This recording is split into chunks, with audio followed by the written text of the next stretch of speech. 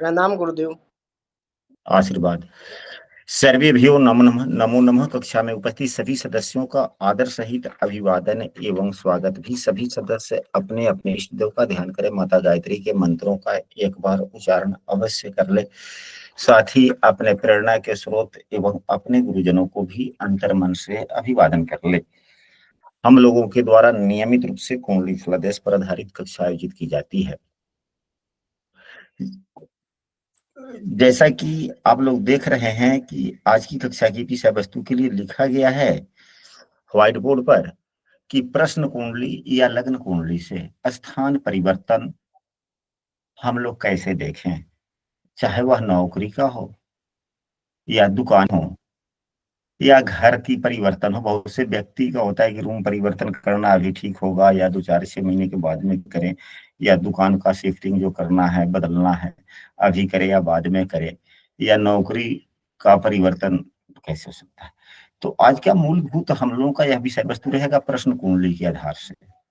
इन सूत्रों को लग्न कुंडली पर भी लगाया जा सकता है, तो किस कायदे से लगेगा हम लोग उसकी भी चर्चा करेंगे। यदि जिन सूत्रों को हम लोग लग्न कुंडली पर कैसे लगाएं, अगर उसको हम नहीं चर्चा कर पाते हैं भूलवश, तो आप लोग उसके बारे में याद जरूर कर दीजिएगा कि हाँ गुरुजी इस सूत्र को हम लोग लग्न कुंडली पर कैसे लगाएं। तो आइए शुरू करते हैं हम लोग आज की विषय वस्तु। उससे पहले एक बात और कह देना चाहते हैं कि यदि कोई कक्षा में नया है और हमारे प्रतिदिन की कक्षा में शामिल होना चाहते हैं तो स्क्रीन पर दिख रहे नंबर पर व्हाट्सएप पर कक्षा में कंटिन्यू हो सकते हैं। यदि आपके मित्र भी कोई इस कक्षा में शामिल होना चाहते हैं तो इस वीडियो को आप अपने मित्रों को भी शेयर कर सकते हैं। तो सबसे पहले हम लोग किन किन विषय वस्तुओं को ध्यान में रखकर स्थान परिवर्तन के बारे में हम लोग देखने का प्रयास करते हैं। तो कुछ ऐसे प्रश्न होते हैं जिस पर प्रश्न कुंडली से सटीक हो जाता है, आसानी हो जाती है, जल्दी हो जाता है। एवं कुछ व्यक्ति के पास में जन्म कुंडली होती ही नहीं, तो प्रश्न कुंडली ऐसा है जो लग्न कुंडली हो उस पर भी प्रभावी हो जाता है, लग्न कुंडली नहीं है उस पर भी प्रभावी हो जाता है। उदाहरण स्वरूप जैसे कि विवाद हुआ, मुकदमा हुआ, चुनाव में जय पराजय की बात जानने की उत्सुकता व्यक्तियों में कभी समय के अनुसार कुछ ज्यादा ही हो जाता है। तो इन सभी चीजों के लिए मैं ये नहीं कह सकता कि लग्न कुंडली से नहीं देखे जाते हैं, लग्न कुंडली से भी देखे जाते हैं, परंतु प्रश्न कुंडली से भी देखे जाते हैं।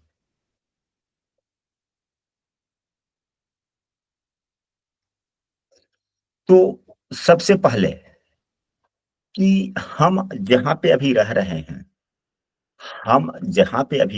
हैं, परिवर्तन करना शुभ होगा या अशुभ। तो सबसे पहले प्रश्नकर्ता कौन होता है? प्रश्नकर्ता तो लग्न ही लग्न। होता है। और कभी कभी ऐसा हो जाता है कि हमारे पिताजी के बारे में अगर हमको पूछना है, हम ही चले गए किसी ज्योतिषी के पास में पूछने, तो लग्न उनके पिताजी का प्रतिनिधित्व करता है, क्योंकि हम प्रश्न जिसके बारे में पूछते हैं लग्न उसी का प्रतिनिधित्व करता है। कभी कभी हम प्रश्न अपने लिए स्वयं करते हैं तो लग्न मेरा प्रतिनिधित्व करेगा। अगर हम प्रश्न यह पूछते हैं कि हमारा लड़का का पढ़ाई कैसा होगा, तो फिर लग्न किसका प्रतिनिधित्व करेगा? हमारे लड़के का प्रतिनिधित्व करेगा या हमारा करेगा? लड़के का। लड़के लड़के को। का। हाँ, तो सबसे पहले तो हम लोग प्रश्न कुंडली बना लेंगे। यदि प्रश्न कुंडली का लग्न का स्वामी लग्न से केंद्र में हो, यदि प्रश्न कुंडली का लग्न का स्वामी यानी कि लग्नेश केंद्र में हो, लग्नेश केंद्र में हो, तो यहां इस उदाहरण कुंडली में देखा जाए लग्नेश केंद्र में है और कुंडली के 12वें या 6ठे भाव के स्वामी से संबंध बना ले या युत दृष्ट हो जाए परस्पर, यानी कि दोनों एक दूसरे को देखे। इस सूत्र को हम लोग सामान्य कायदा से ऐसे समझ सकते हैं कि लग्नेश केंद्र में हो, केंद्र में एवं छठे या 12वें से परस्पर संबंध, परस्पर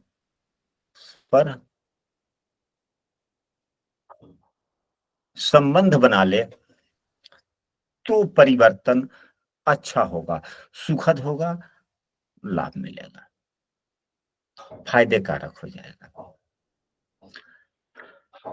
यदि संबंध नहीं बना रहा है, लग्नेश केंद्र में न हो एवं अगर केंद्र में है भी और छठे या 12वें भाव के स्वामी से संबंध नहीं बना रहा है तो परिवर्तन शुभ नहीं होगा। यह सूत्र समझ गए? जी गुरुजी।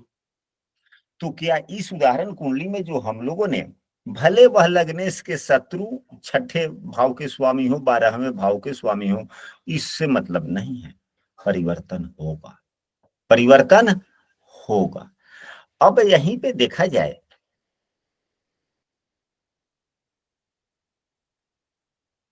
लग्नेश के शत्रु शनि हैं जो छठे भाव के स्वामी हैं,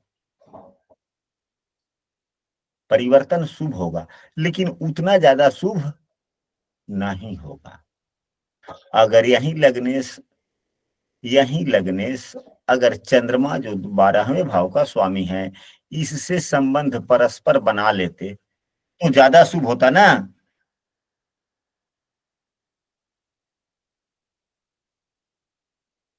यहाँ पे 3 कंडीशन है, तीनों कंडीशन की चर्चा होनी चाहिए कि किस वक्त, क्योंकि कंडीशन तो कोई भी आप लोगों को देखने को मिल सकता है प्रश्न कुंडली में।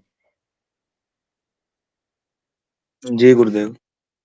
अगर एक चंद्रमा से युक्त हो सकता है, यानी कि 12वें भाव के स्वामी से यहाँ पर सूर्य युक्त हो गया लग्नेश, या चंद्रमा यहाँ लग्न में ही बैठ गया तो परस्पर दृष्टि पड़ गई। अब यहाँ पे 3 कंडीशन हो गया, छठे भाव के स्वामी से युक्त है, एक कंडीशन यह भी लाभ हो गया। दूसरा 12वें, अगर शनि से युक्त नहीं है, 12वें भाव के स्वामी से युक्त है तो भी लाभ हुआ। अगर यही 12वें भाव का स्वामी अगर यहाँ बैठ जाए चंद्रमा तो भी लाभकारी हो गया, या शनि 7वें भाव में न हो करके अगर, या शनि ही लग्न में हो तब भी परस्पर दृष्टि हो गई। 4 कंडीशन हो गए कि नहीं हो गए? युक्त होना या दृष्ट होना। अगर यही चारों में से अब 4 प्रकार के हो गए, कोई एक प्रकार के, तो लाभ किसमें सबसे ज्यादा है? लाभ सभी में मिलना है, लाभ सभी में मिलना है। अब यहाँ पर कंडीशन देखें, इसी प्रकार से आप लोग कंडीशन पर अपना फलाफल करेंगे।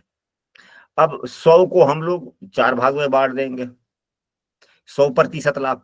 अगर यहाँ पे चंद्रमा है 12वें भाव का स्वामी, अगर यहाँ पर लग्न में बैठ जाता है तो एक भाव आगे हो गया, अच्छा हो गया, चंद्रमा भी अपने मित्र की राशि में है, सूर्य चंद्रमा को मित्र मानता है, परस्पर संबंध हो गया, तो यह लाभ कितना देगा? 100% देगा कि नहीं देगा? जी गुरुजी, 100%। अगर यही चंद्रमा यहाँ युक्त हो गया तो दोनों तो आपस में मित्र हैं, दोनों आपस में मित्र हैं। लेकिन चंद्रमा यहाँ पर छीन हो गया, बलहीन हो गया, छीन हो गया, बलहीन, लेकिन है मित्र, लाभ देगा 75%, बल कम हो गया। अगर यही शनि अगर लग्न में है तो दोनों एक दूसरे के शत्रु हैं, लेकिन यह तो लाभ वाली स्थिति है, तो भी सुखद स्थिति होगा, 50% होगा। अगर यही सूर्य के साथ में युक्त हो गया तो यह दोनों, एक तो दोनों शत्रु भी हैं और सूर्य के साथ में हो गया तो अस्त भी है, तो यह 25% लाभ देगा, यानी कि नम के बहुत थोड़ा बहुत। अब हम लोग परिवर्तन कितने प्रतिशत लाभ दे सकता है, या कम देगा या अधिक देगा, ग्रहों के योग के आधार पर हम लोग आकलन कर सकते हैं, या आकलन करने का प्रयास कर सकते हैं कि नहीं कर सकते हैं? जी भाई। अब यहाँ पर ये बातें स्पष्ट हो गई। अब इसके बाद में अब हम लोग दूसरे सूत्र पर चले। जी जी। दूसरा सूत्र, जब लग्नेश बली हो, लग्नेश बली हो, अभी यहाँ पर तो जितने सूत्र हम लोगों ने अभी एक ही सूत्र पढ़ा है, इस सूत्र में जो है वह स्थान परिवर्तन अच्छा माना जा रहा है, लेकिन शनि से युक्त हो गया, लाभ देगा भले 25% ही, क्यों न सही, नुकसान तो नहीं मिलना, नुकसान नहीं मिलना।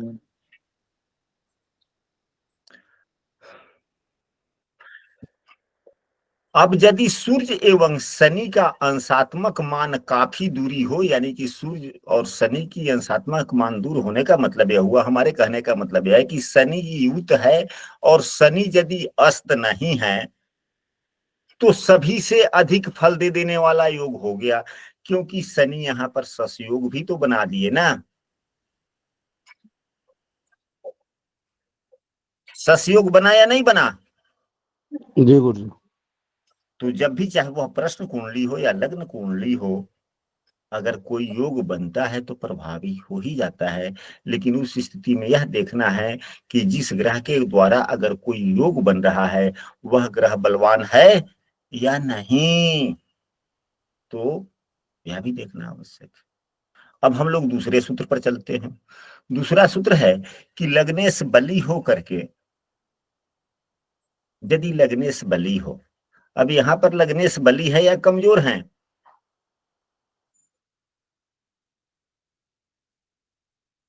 अब लगने से सूर्य देव है, प्रश्न कुंडली की बात कर ली जाए तो प्रश्न कुंडली में सूर्य देव शनि को शत्रु मानते हैं। सूर्य के सामने देखिए चंद्रमा मंगल गुरु ही मित्र हैं, शनि के सामने देखिए बुध शुक्र राहु मित्र है, लेकिन सूर्य मित्र नहीं है। 11 नंबर की राशि शनि देव की है, शनि देव की राशि में सूर्य देव बैठे हुए हैं, तो शत्रु राशि में बैठे हुए हैं कि नहीं बैठे हुए हैं? जी गुरुदेव। शत्रु राशि में बैठने के कारण जो ग्रह शत्रु राशि में बैठ जाता है वह ग्रह कमजोर माना जाता है, पीड़ित माना जाता है। तो सूत्र है कि लग्नेश मजबूत होकर केंद्र में हो और चंद्रमा,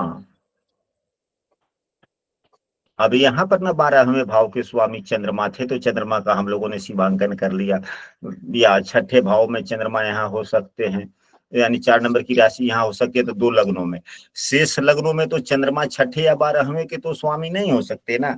अगर वही प्रश्न कुंडली का लग्न बन जाए तो केंद्र में लग्नेश मजबूत हो, लग्नेश केंद्र में हो, लग्नेश केंद्र में हो और चंद्रमा से लग्नेश मजबूत होकर के केंद्र में हो और चंद्रमा से युक्त या दृष्ट हो या लग्नेश से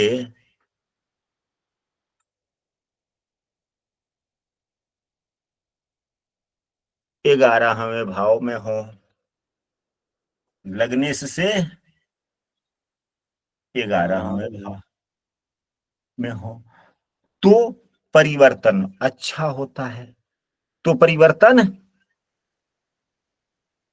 अच्छा। यह प्रश्न कुंडली पर भी लागू होती है, चाहे नौकरी बदलने की बात हो रही हो, दुकान बदलने की बात हो रही हो या घर बदलने के लिए हो रही हो। अब हम लोग यह दूसरा सूत्र पढ़ लिए, अब इसको हम लोग लग्न कुंडली पर कैसे लगाएंगे? लग्न कुंडली पर कैसे लगाएंगे? आप लोग इन सूत्रों को लग्न कुंडली पर लगा सकते हैं।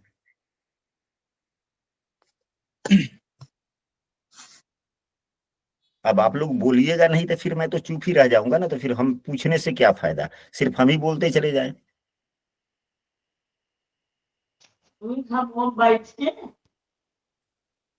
हमारी आवाज शायद आप लोग नहीं सुन पा रहे हैं। आ रही है गुरुजी, आ रही है। तो फिर जवाब क्यों नहीं दे रहे हैं? जवाब नहीं देंगे तो फिर मैं आगे कैसे बढ़ूंगा? मैं भी चुप रह जाऊंगा।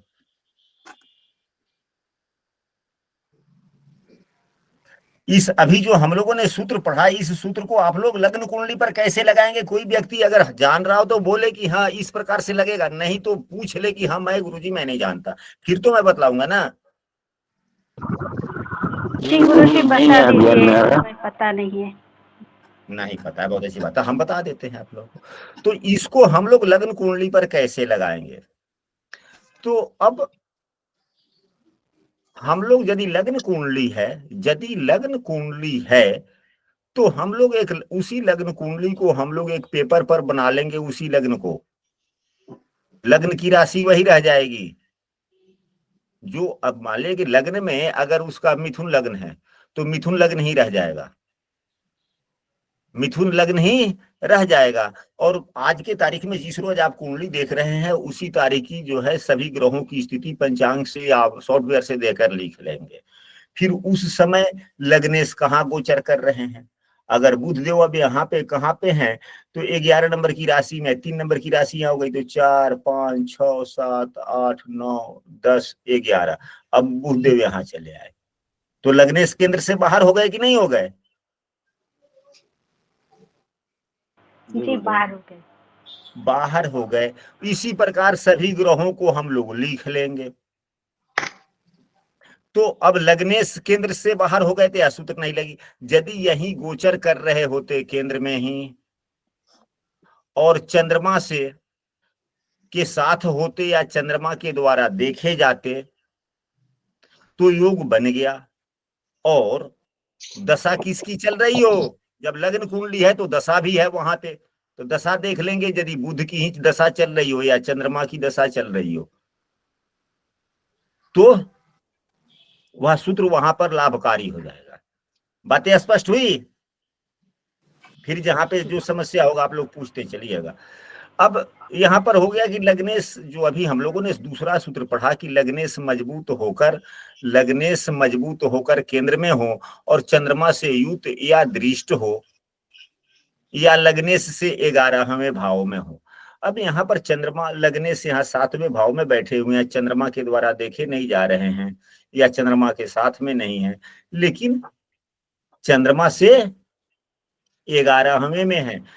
चंद्रमा से 11वें भाव में है या किस भाव में है? 11वें भाव में है।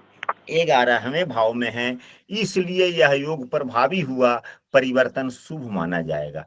लेकिन यह जो है लग्नेश यदि 10म भाव में हो, लग्नेश अब यही यदि 10म भाव में हो जाते हैं तो सूर्यदेव यहाँ हो जाएंगे, तो चंद्रमा यहाँ होंगे तो योग बना, चंद्रमा यहाँ होंगे तो योग बना, या चंद्रमा 8वें भाव में होंगे तो योग बना। तो जब लग्नेश, इस सूत्र का एक अपवाद यह भी है कि यदि लग्नेश 10म भाव में बैठा हुआ हो और चंद्रमा लग्नेश से 11वें भाव में हो तो यह योग प्रभावी नहीं होता, क्योंकि चंद्रमा कुंडली के 8वें भाव में चला गया। अगर यही केंद्र में, अगर लग्न में ही अगर लग्नेश हो जाए, सूर्यदेव यहाँ हो जाएंगे तो यह 11वें भाव में चंद्रमा यह अच्छा हो गया, या चौथे भाव में अगर सूर्यदेव होंगे तो चंद्रमा यहाँ हो गया 11वें, तो भी शुभ हो गया, अच्छा हो गया। या लग्नेश 7वें भाव में है तो चंद्रमा यहाँ हो गया 5म भाव में, तो अच्छा हो गया। लेकिन 10म भाव में जब लग्नेश होंगे तो चंद्रमा 8वें भाव में आ जाएगा, तो यह बुरा हो गया कि नहीं हो गया? तो एक ही सूत्र सदैव हर स्थितियों में लागू हो जाए, ऐसी बातें नहीं हो सकती, नहीं होता है। अब हम लोग अगले सूत्र पर चलते हैं। यदि कोई शुभग्रह लग्न में, कोई भी शुभग्रह, शुभग्रह कौन कौन से होते हैं?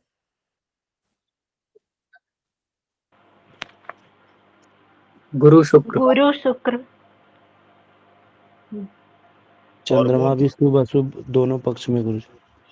अकेला बुध भी। अकेला बुध भी। देवगुरु बृहस्पति शुक्र किसी भी स्थिति में शुभग्रह होते हैं, अकेला बुध भी शुभग्रह होता है। और बलि चंद्रमा जो सूर्य से दूर रहता है, यानी कि बलवान चंद्रमा, शुक्ल पक्ष का चंद्रमा, या वैसे तिथियों के हिसाब से बलवान चंद्रमा शुभ होता है। तो तीसरा सूत्र है कि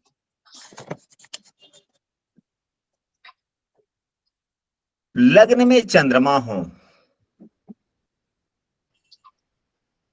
लग्न में चंद्रमा हो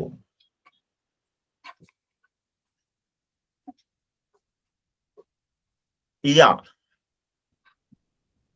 लग्न में चंद्रमा हो। इस सूत्र को पहले पढ़ लेते हैं, फिर उसके बाद में इसी की उल्टा हम लोग पढ़ लेंगे। लग्न में चंद्रमा हो और किसी भी शुभ ग्रह से युक्त हो, अब बुध देव यहाँ हो जाए या शुक्र हो जाए या देव गुरु बृहस्पति हो जाए, या चंद्रमा किसी भी शुभ ग्रह के द्वारा देखा जाता हो। अब यही लग्न में चंद्रमा है और बुध के द्वारा देखा जा रहा है, तो यहाँ पर बुध शुभ ग्रह है या पाप ग्रह है? यहाँ पर तो बुध पाप ग्रह हो गया, क्योंकि शनि से युक्त हो। अगर यहाँ पे युक्त होता चंद्रमा से किसी परिस्थितियों में, तो यह लाभ देता।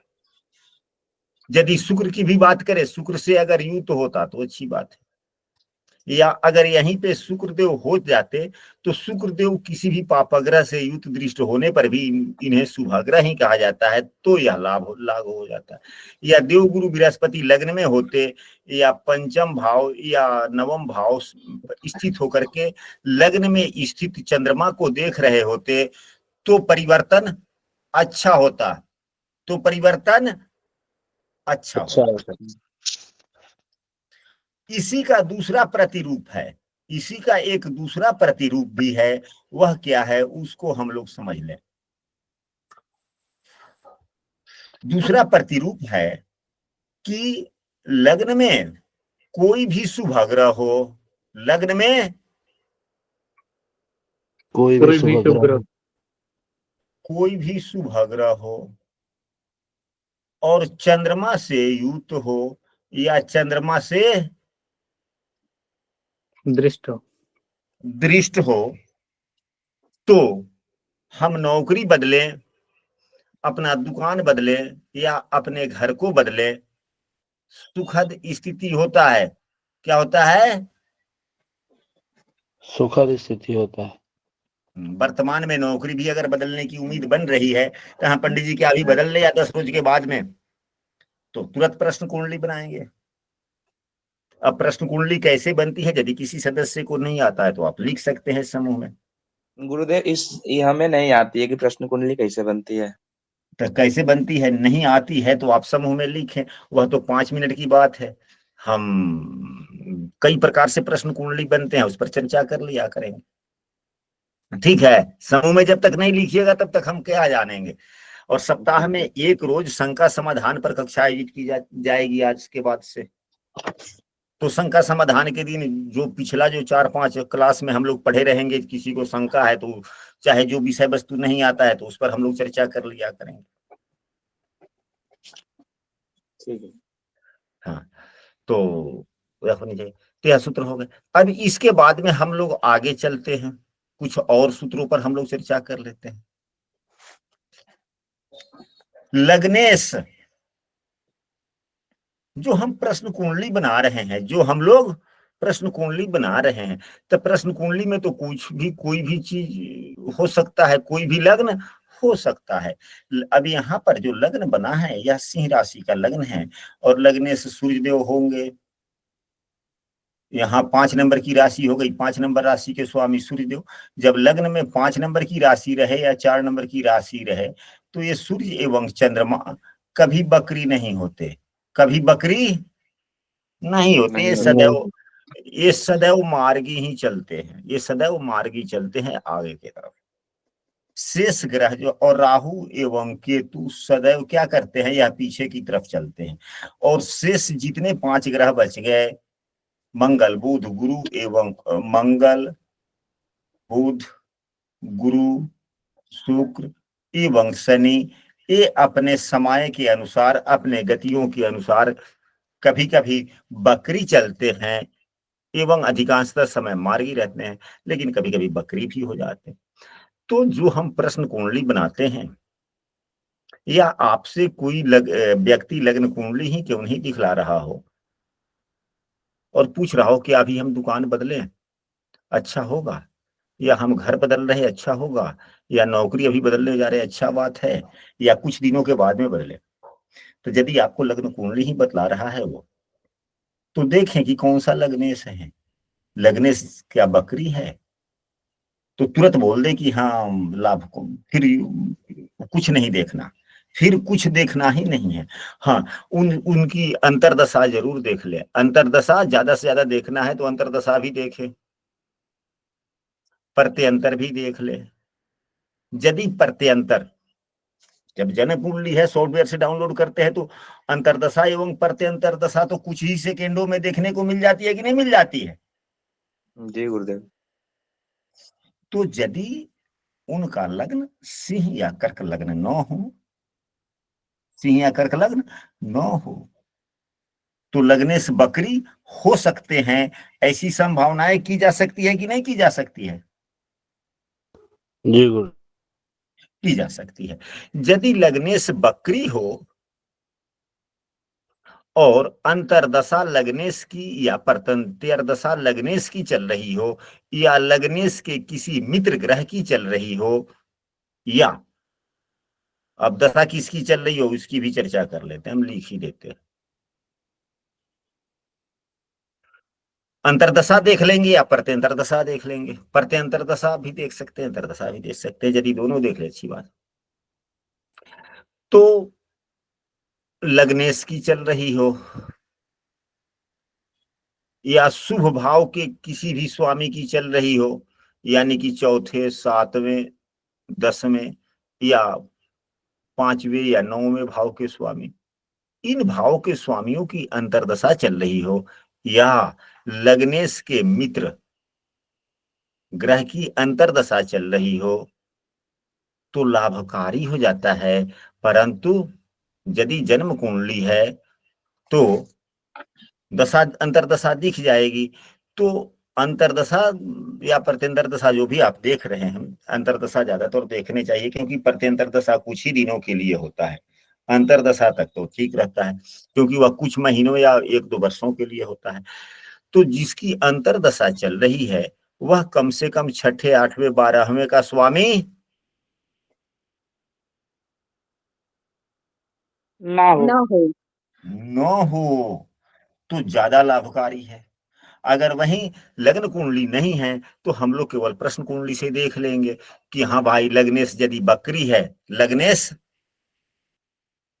बकरी स्थिति में बकरी। है,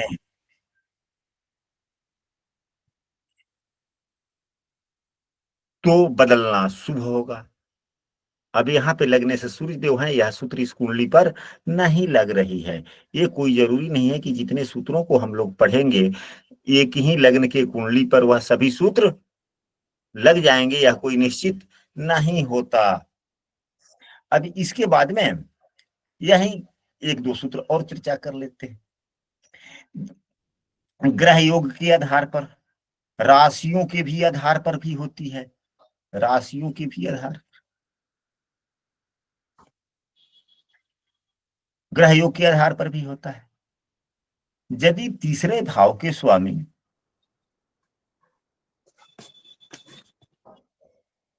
और 9वें भाव के स्वामी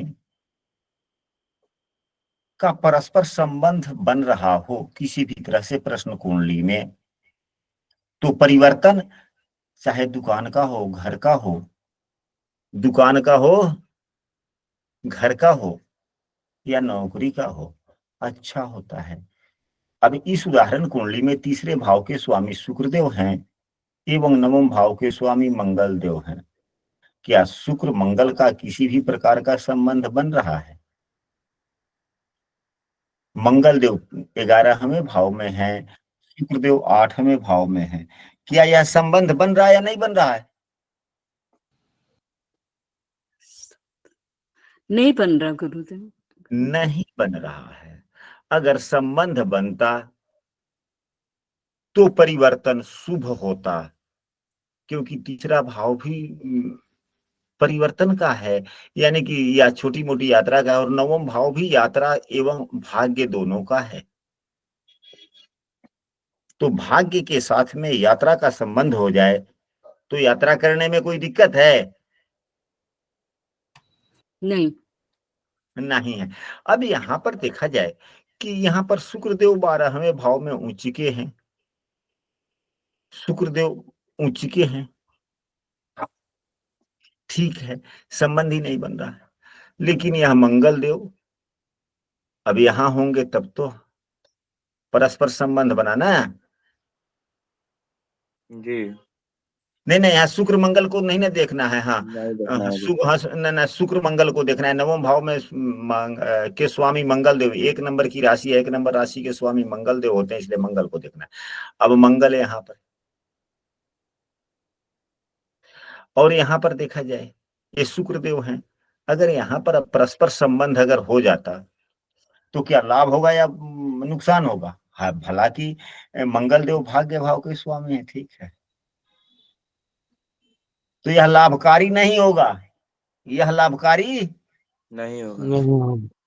नहीं होगा।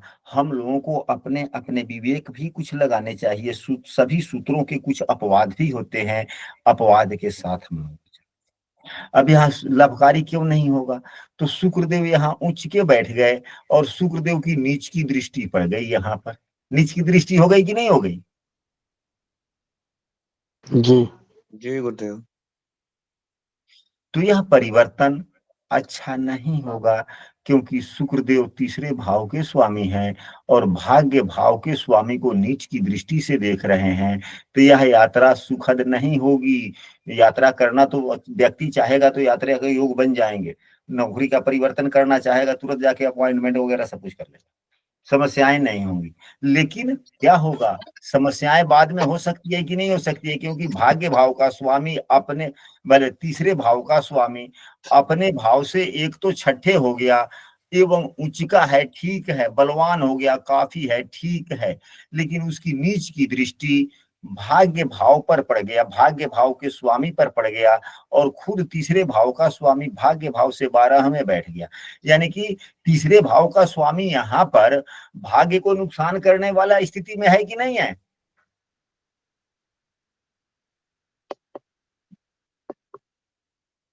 भाग्य को अगर मंगल को यहाँ बिठा देंगे तो या भाग्य भाव को नुकसान कर रहा है या फायदा दे रहा है?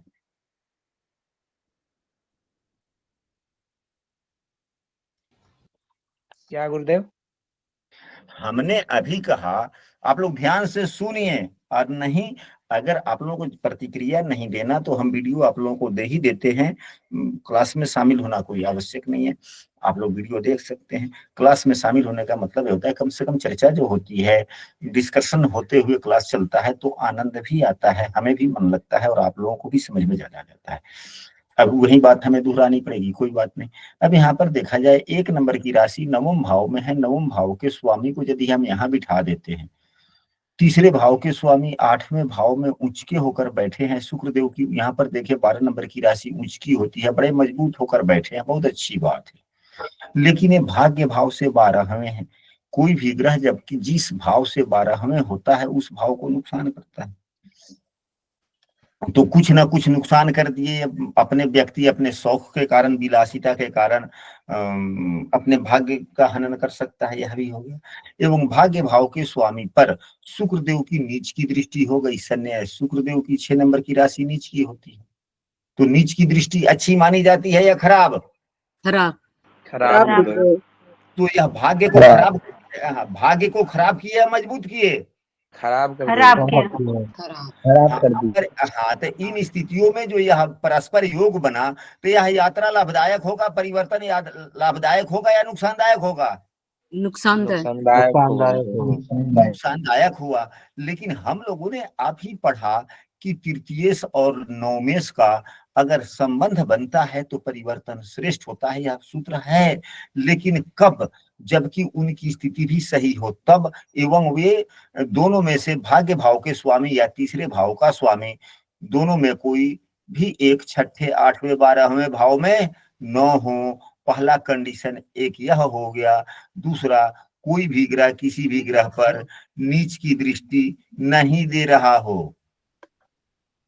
अब यही शुक्रदेव अगर यहाँ पर हो जाते और मंगल देव यहाँ पर हो जाते तो राशि परिवर्तन भी होता, एक दूसरे पर दृष्टि भी होता, यह परिवर्तन बहुत ही आनंददायक हो जाता।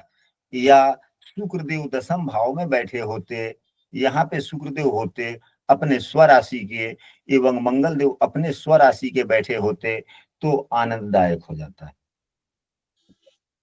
सूत्र एक ही है कि तीसरे एवं नौवें भाव के स्वामी अच्छे फल देते हैं कब? परिवर्तन में, जब उन लोगों का परस्पर संबंध बनता है तब। तब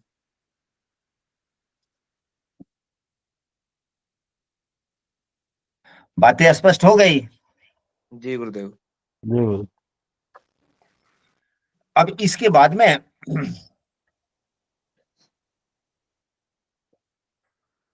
और कुछ हम लोग पढ़ लेते हैं, और कुछ पढ़ लेते हैं, एक आध सूत्र। लग्नेश का संबंध, लग्नेश का संबंध शुभ ग्रहों से हो तो परिवर्तन अच्छा नहीं होता। लग्नेश का संबंध यदि नैसर्गिक शुभ ग्रहों से हो जाए तो परिवर्तन शुभ नहीं होता। स्थान परिवर्तन नहीं करना चाहिए, सलाह नहीं देना चाहिए स्थान परिवर्तन के लिए। शुभग्रह जो होते हैं अच्छे फल प्रदान करते हैं, शुभग्रह अच्छे फल प्रदान करते हैं। लग्नेश को देखें कि कहाँ है। इस उदाहरण कुंडली में लग्नेश यहाँ पर बैठे, क्या किसी शुभग्रह से युत दृष्ट है ये? तो शनि देव से युत हैं, यानी कि पापग्रह से युत हैं, शुभग्रह से युत नहीं है।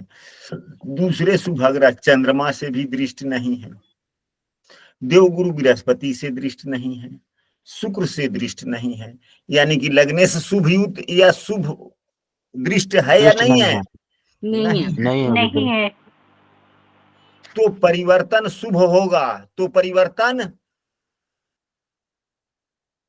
शुभ होगा। शुभ होगा। यदि लग्नेश शुभग्रह से युत या दृष्ट है तो व्यक्ति जहां पर है वह अपने जगह को नहीं बदले, या जो नौकरी कर रहा है वह फिलहाल वहीं करे अपने मन से। अगर वह ट्रांसफर भी अगर होने की संभावनाएं बनती है, अगर वह दिखलाते हैं क्या मेरा जहां पर अभी हम जा रहे हैं क्या अच्छा है या बुरा है, यदि अच्छा नहीं होगा तो छोड़ देते हैं, टाल जाते हैं, साल 2 साल बाद में ही जाएंगे ट्रांसफर करवाएंगे, तो मना कर सकते हैं कि हाँ जी अभी कुछ दिन रुक जाइए, 2 4 6 महीने, फिर उसके बाद में आप जाइएगा। और स्थिति आप कहेंगे कि अभी जहां पे आप नौकरी कर रहे हैं आप भी नौकरी वाले जगह से प्रसन्न हैं, और आपसे भी सामने वाला लोग जिस जो आप काम कर रहे हैं, आपसे जितने व्यक्ति जुड़े हुए हैं वे लोग भी खुश हैं। तो व्यक्ति जहां पे, या घर की ही बात है या दुकानदारी ही जहां चल रही है, व्यक्ति बदलना चाहता है तो हम कह सकते हैं कि नहीं अभी आप मत बदलिए, आपके लिए नुकसानदायक है। अभी जहां आपका दुकान है वहां का परिवेश आपके लिए अच्छा है, लोग कोऑपरेशन भी करते हैं एवं आपके ग्राहक भी सभी ठीक ठाक हैं। घर ही बदलना है तो आप कह सकते हैं कि अभी आप जिस घर में है ठीक है, खुशहाल है, आपके घर के सभी स्थितियां भी सामान्य हैं, कोई वैसी स्थिति नहीं है जिससे आपको विषम परिस्थिति का सामना करना पड़ रहा होगा अभी। यानी कि लग्नेश शुभ युत शुभ दृष्ट है तो वर्तमान का माहौल उसके लिए अच्छा है, अच्छा नहीं ऐसा है। अच्छा है हम लोग कह सकते हैं। अगर यही लग्नेश पाप युत या पाप दृष्ट हो तो हम लोग क्या कह सकते हैं कि हाँ भाई आप जो स्थान बदलने वाले हैं, नौकरी बदलने वाले, दुकान बदलने वाले हैं, घर बदलने वाले हैं, आपके लिए यह अच्छा होगा। अच्छा होगा।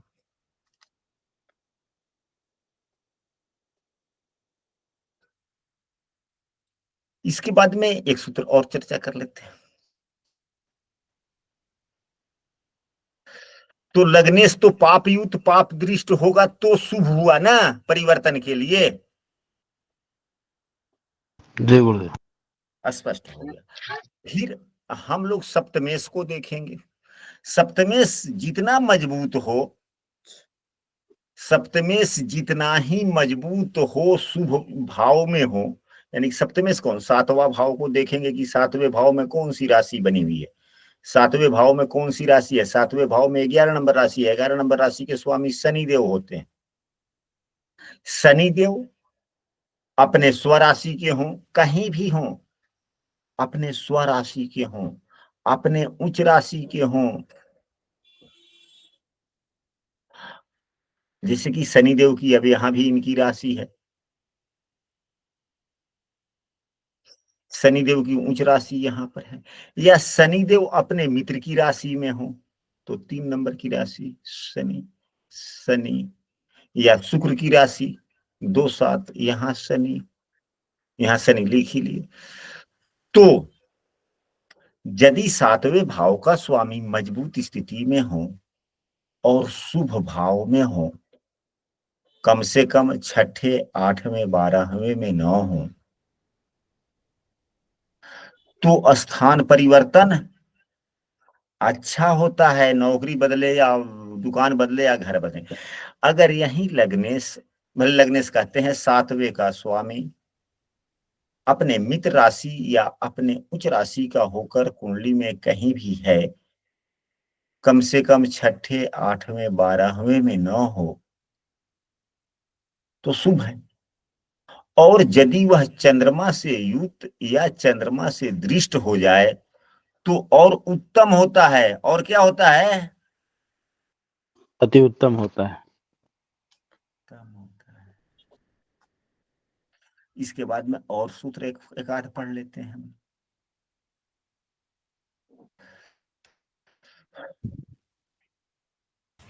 गुरुजी, ये चंद्रमा चाहे शुक्ल पक्ष का हो या कृष्ण पक्ष का, दोनों में? हाँ, नहीं, चंद्रमा अब जितना ही मजबूत होगा, जितना ही चंद्रमा मजबूत होगा, उतना ही फल और अधिक अच्छा होगा। चंद्रमा कमजोर होगा, अब जैसे कि हम लोगों ने सबसे पहले सूत्र पर जो प्रतिशत वाली बात की थी, तो चंद्रमा जितना मजबूत उतना अच्छा फल, उतना सुखद। चंद्रमा छीन भी है तब भी अच्छा फल, लेकिन थोड़ा कम फल देगा। अच्छा, अब इसके बाद में हम लोग अगले सूत्र पर चलते हैं।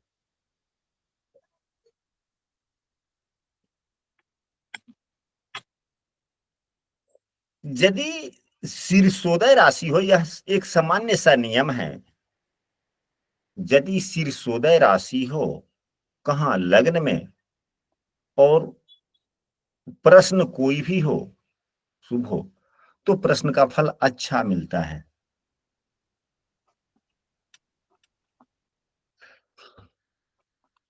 शीर्षोदय राशियां कौन कौन सी होती है, आप लोगों को ज्ञात है? जी गुरुदेव। कौन कौन सी होती है, बोलिए, हम नोट करवाते हैं अपना। 3, 5, 6, 7, 11 11 और 124, 910। 910, तो शीर्षोदय या राशि। शीर्षोदय में सर 8वीं राशि भी है सर। हाँ हाँ, और 12 नंबर की उभयोदय हो गई। तो अगर यह शीर्षोदय राशि अगर लग्न में हो तो परिवर्तन शुभ होता है। और यह भी एक सूत्र है कि प्रश्न चाहे जिस प्रकार का हो, अगर शीर्षोदय राशि लग्न में होता है तो प्रश्न का फल शुभ होता है, इसलिए शुभ हो गया। परिवर्तन के तो कई योग इस कुंडली पे लगे। 11वें भाव में, यानी कि उपचय भाव जो कहा जाता है, तीसरा, छठा, 10वां या 11वां, इन भावों में अगर कोई भी पाप ग्रह है, तो 10वां भाव तो कर्म का होता है, इसको छोड़िए। तीसरा, छठा, 11वां, इन तीनों भावों में अगर कोई भी पापग्रह हो तो परिवर्तन शुभ होता है। अब यहाँ पर तीसरे भाव में कोई पापग्रह नहीं, छठे भाव में कोई पापग्रह नहीं, 11वें भाव में पापग्रह है, लग्न में भी शीर्षोदय राशि है, परिवर्तन शुभ होगा। केवल शीर्षोदय राशि है तभी परिवर्तन शुभ होने की संभावनाएं बनी। यहाँ 11वें भाव में भी पाप ग्रह है, क्रूर ग्रह है, यह भी परिवर्तन शुभ हो गया। कहने का मतलब यह है कि जितना सूत्र हम लोगों ने पढ़ा, इसमें से अधिक सूत्र अगर लगते हैं तो परिवर्तन, चाहे वह नौकरी का हो, दुकान का हो, घर का हो, शुभ होता है। आशा करते हैं कि आज की कक्षा आप लोगों को अच्छा लगा होगा एवं पूरी बातें समझ में भी आई होगी। यदि कक्षा अच्छी लगी हो तो समूह में भी आप लोग अवश्य लिखेंगे कि आज की कक्षा में कैसा लगा आप लोगों को, और वीडियो को भी जब मिले तो वीडियो पर भी आप लोग कमेंट में जरूर लिख दिया कीजिए कि हाँ कक्षा अच्छी लगी। अगर कोई मित्र इस क्लास के बारे में जानना चाहते हैं तो उनको भी वीडियो शेयर करें कि ताकि उनको भी ज्ञान मिले और कक्षा में शामिल वह भी हो सके।